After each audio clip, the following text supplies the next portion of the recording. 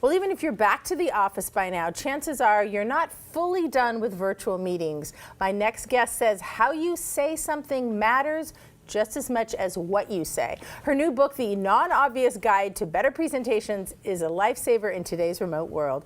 Author Jacqueline Farrington is here with me now, and we should say we're twins.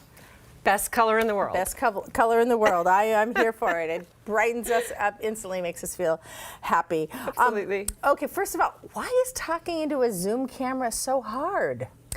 Well, just as you and I are doing, Yeah. we're looking at each other, and I can see that you responded to me. But in the virtual world, when you look into the camera, that equals eye contact for the audience. And so it can feel really off-putting because we're so accustomed to being able to see our audience and see how they're responding, but we can't do that if we're looking into the camera and giving them our eye contact. So it can feel a little awkward. Yeah, that whole, where am I looking? Am I looking here? Exactly. Yeah. Yeah. I feel that all the time, but I keep thinking I should be used to this by now, but it seems like it's always difficult, right?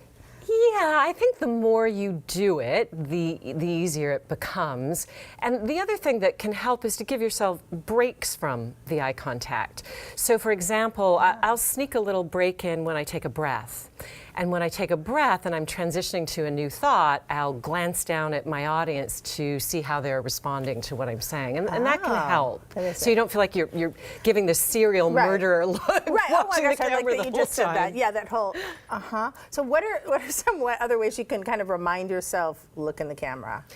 Yeah, you can put a colorful Post-it note with block letters saying, look here with an arrow. Pretty obvious. You can also put a picture of your greatest fan, like your husband or your mom. And not only does that remind you to look there, or a celebrity crush. Harrison Ford. Oh, I like that. I like that a lot. Okay, what advice do you have for someone, and by someone I mean me, who talks with their hands? I mean, it's hard to stop, but it can look really strange. It can look strange when you don't fully gesture in frame. Right. So in the picture. So you're just seeing the top part of me. Right. Or you see somebody's hair move, but you don't see why it's moving. Right. Okay. Exactly. So gesture in frame, which means close to your face or your chest. Make sure that you don't have these little stick fingers that appear at the bottom of the frame, or that you're not gesturing so wide that you go out of frame. I'm thinking now of all the times I've done that. Maybe I should just sit on my hands. Or you can choose a resting place for your hands, maybe folded on your desk in front, or sometimes I hold the sides of my desk and then I remind myself, after I've just gestured, I go back to that home position before I gesture again. I think I need a lot of notes. So look here, sit on your hands, put your hands back, right. What are some other nonverbal or body language mistakes that people make when they're on Zoom? The biggest one I see is when people move their head so close to the camera that they look like a disembodied head. Oh. And so I was thinking that might help me with my hand, but no. It could help with your hands. But it'll still look... But it looks strange because all I see is this head and I don't see any part of you. So you want to be able to see maybe the chest up, if not the waist up, to give your audience more cues to understand the intent of your message. Okay. Any other mistakes we make with body language? Well, lighting is a big one. So I'll see people have one light from above and it looks like they're being interrogated in a World War II movie, or they'll sit in front of a window so their entire face is in darkness and then they look again like a serial murderer.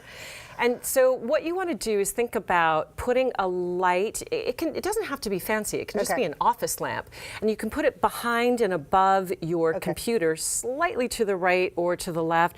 Or you can buy a ring light on Amazon. They're not that expensive. These are real good clues because, you know, we live in this space right here at the show with the greatest lighting, and then I go home and I'm forgetting all these things. I'm still stuck on my eyes as a serial killer and my hands. But and even better is to do it in front of a window as well, so the window's shining on your face. That's the easiest. One of our pet peeves, I know, is that people will be reading a script or something, and why is that not effective?